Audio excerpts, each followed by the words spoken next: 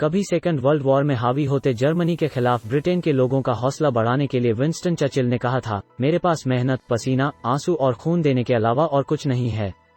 हमारे सामने इस युग का सबसे कठिन काम है। मैं यही कहूंगा कि हम लड़ेंगे, जमीन, हवा और पानी में। जितनी ताकत ईश्वर ने हमें दी है उतनी ताकत से लड़ेंगे। कुछ इसी तर्ज पर यूक्रेन भी चल पड़ा है। जंग का आज तीसरा दिन है और रूसी सेना यूक्रेन की राजधानी कीव पर कब्जे से कुछ ही दूर है।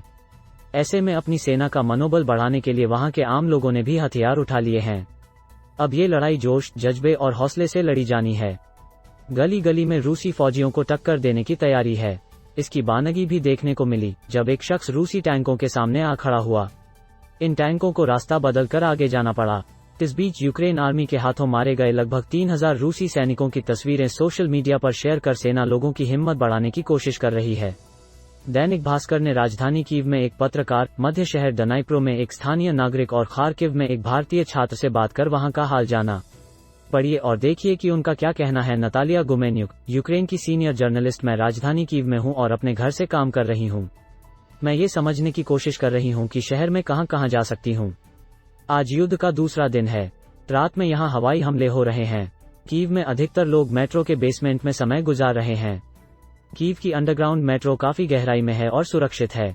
यहां सरकार ने लोगों से अपने घरों में रहने के लिए कहा है। अस्पताल काम कर रहे हैं और यातायात सेवाएं मुफ्त हैं।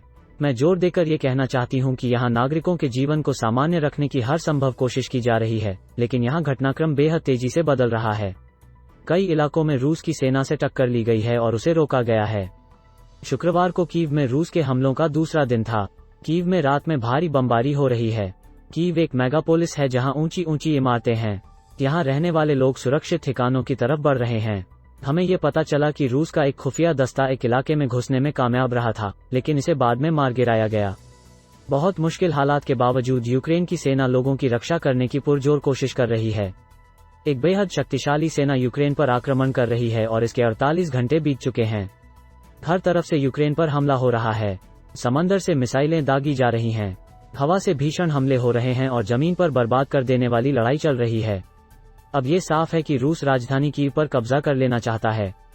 शहर के कई इलाकों से हमें बर्बादी की तस्वीरें मिली हैं, लेकिन लोग रूस की सेना का मुकाबला करने के लिए तैयार हैं। लेकिन ठीक इसी वक्त कीव पूरी तरह बंद नहीं हुआ है।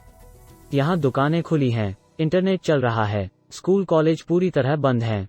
यूक्रेन की सरकार ने लोगों से हथियार उठाने की अपील की है और बहुत से लोग सिविल डिफेंस के लिए जा रहे हैं। यहाँ लोगों में अपने शहर की रक्षा करने का जोश और जज्बा है। सेना ने लोगों से भर्ती होने की अपील भी की है और मैं ऐसे बहुत से लोगों को जानती हूँ जो हथियार उठा रहे हैं। फेसबुक और दूसरे सोशल मीडिया प्लेटफॉर्म पर लोग बता रहे थे कि उन्होंने हथियार उठा लिए हैं या वो सेना में भर्ती हो रहे हैं। अगर राजधानी कीव के माहौल की बात की जाए तो यहाँ लोगों में जोश है। लोग सरकार का समर्थन कर रहे हैं और उसके निर्देशों का पालन कर रहे हैं। लोग फोन करके एक दूसरे का हालचाल पूछ रहे हैं और एक दूसरे की हर संभव मदद करने की कोशिश कर रहे हैं। राजधानी कीव में रेलवे चल रही है और यहां से ट्रेनें दूसरे शहरों की तरफ जा रही हैं। स्टेशनों पर भीड़ लगी है। बहुत से लोग देश के पश्चिमी इलाकों की तरफ जा रहे हैं। पोलैंड के नजदीक के शहरों की तरफ भी लोग जा रहे हैं। यूक्रेन रूस के मुकाबले एक बहुत छोटा देश है, लेकिन वो आत्मसमर्पण नहीं कर रहा है। अब तक जो हम देख समझ पा रहे हैं उससे लग रहा है कि यहाँ लोग लड़ने के लिए तैयार हैं। लोगों को लग रहा है कि ये एक तर्कहीन और आधारहीन युद्ध है जो यूक्रेन पर थोप दिया गया है। ये यूक्रेन के लोगों के प्रति रूस की नफरत का नतीजा है। ये युद्ध यूक्रेन के लोगों के लिए बहुत दुखद है और बहुत से लोगों को विश्वास नहीं हो पा रहा है कि युद्ध छिड़ गया है। पश्चिमी देशों ने रूस पर प्रतिबंध लगाए हैं। वो अपनी जगह हैं, लेकिन यूक्रेन के लोग ये समझ गए हैं कि वो अपने दम पर ही लड़ सकते हैं। हम पत्रकारों के पास देश भर से जानकारी पहुंच रही है। पुलिस और सेना के माध्यम से भी जानकारियां मिल रही हैं। बहुत से वीडियो और तस्वीरें शेयर की जा रही हैं। कैटराना कुलिशेंके, स्थानीय निवासी, डनाइप्रो में मध्य यूक्रेन के शहर डनाइप्रो में हूं। यूक्रेन के बाकी हिस्सों के मुकाबले हम यहां अधिक सुरक्षित महसूस कर रहे हैं। युद्ध शुरू हो गया है और हमें यकीन नहीं हो रहा है। ये एक तर्कहीन और बर्बाद करने वाला युद्ध है। बहुत से लोग यूक्रेन छोड़कर बाहर जाने की कोशिश कर रहे हैं, लेकिन यहाँ अधिकतर लोग देश में रहकर किसी भी तरह से देश की सुरक्षा में योगदान देना चाहते हैं। मैं भी उनमें से एक हूँ। मैं यूक्रेन के अलग अलग शहरों में अपने दोस्तों के संपर्क में हूँ। देश के अधिकतर हिस्सों में लोग बेसमेंट में शरण ले रहे हैं। हमें जानकारी मिल रही है कि खार्किव में बड़ा हमला जारी है। यहाँ रूस की सेना औद्योगिक ठिकानों और फैक्ट्रियों को बर्बाद कर रही है। चेरनीहिव भी रूस की सीमा के पास है। रूस की सेना वहां घुसने की कोशिश कर रही है। उसे रोकने के लिए यूक्रेन की सेना ने पुलों को उड़ा दिया है।